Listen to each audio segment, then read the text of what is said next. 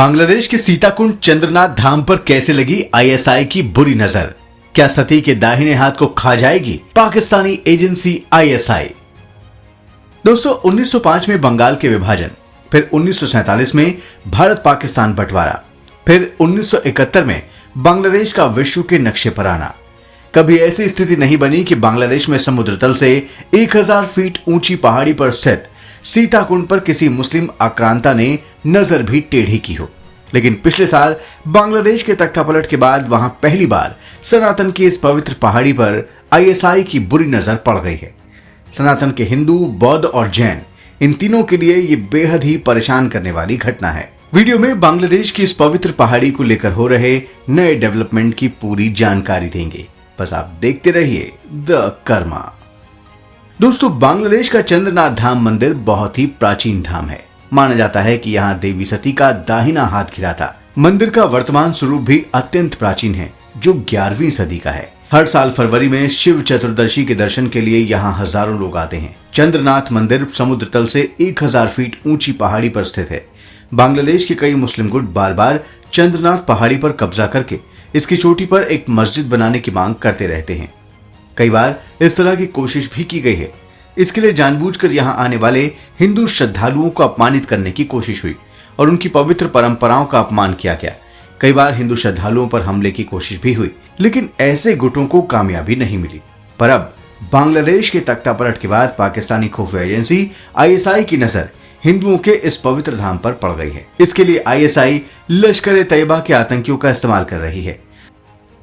दोस्तों हाल ही में 16 अगस्त को ही सैफुल इस्लाम नाम के बांग्लादेशी इस्लामवादी ने फेसबुक पर सीताकुंड पर्वत पर मस्जिद बनाने की बात कहते हुए पोस्ट किया है। बताया जा रहा है कि सैफुल को इसके लिए लश्कर तैयबा और हरकत उल जिहाद अल इस्लामी से जुड़े हारून इजहार से मदद मिल रही है। इजहार के परिवार का आतंकी घटनाओं में शामिल रहने का इतिहास रहा है। इजहार ने हाल ही के महीनों में बांग्लादेश में शरिया कानून लागू करने को लेकर अपने अभियान को तेज कर दिया है।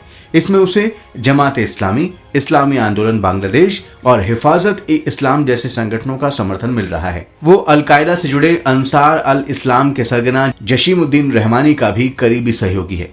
इजहार और उसके सहयोगियों का निशाना 11वीं सदी का सीताकुंड चंद्रनाथ धाम है।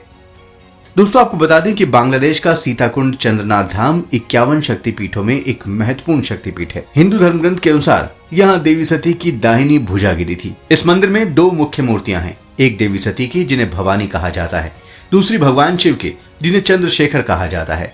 स्थानीय लोगों की मान्यता है कि भगवान शिव ने स्वयं कलयुग में चंद्रशेखर पर्वत पर आने का संकल्प लिया है। यह स्थल कितना पवित्र है इसका अंदाजा इसी बात से लगाया जा सकता है कि राजमाला ग्रंथ में वर्णन मिलता है कि लगभग 800 वर्ष पूर्व गौड़ के प्रसिद्ध आदिसुर के वंशज राजा विशंभरसुर ने समुद्र मार्ग से चंद्रनाथ पहुंचने का प्रयास किया था। निगम कल्पतरु में कवि जयदेव के चंद्रनाथ में कुछ समय तक निवास करने का उल्लेख है। त्रिपुरा के शासक धन माणिक्य के समय तक चंद्रनाथ को अनेक दान प्राप्त हो चुके थे। धन माणिक्य ने मंदिर से शिव की मूर्ति को अपने राज्य में ले जाने का प्रयास किया, लेकिन वो असफल रहे। दोस्तों बताया जा रहा है कि आईएसआई सीताकुंड चंद्रनाथ धाम के अलावा बांग्लादेश के कई प्रसिद्ध मंदिरों और धामों को निशाना बनाने की कोशिश कर रही है।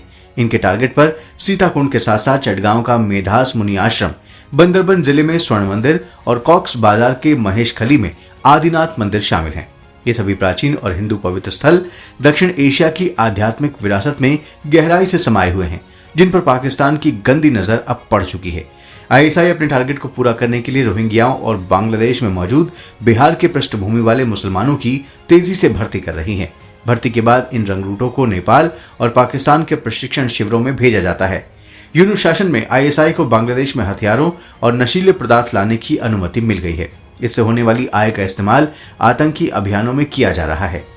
दोस्तों बांग्लादेश में कट्टरपंथ को मजबूत कर भारत की पूर्वी सीमा को अस्थिर करना पाकिस्तान की बड़ी साजिश का हिस्सा है। यूनूस शासन में बांग्लादेश कट्टरपंथी इस्लामी ताकतों के लिए लॉन्च पैड बन रहा है। ये हिंदू धर्म और भारतीय सभ्यता के खिलाफ पाकिस्तान के अंतहीन युद्ध का ही एक हिस्सा है।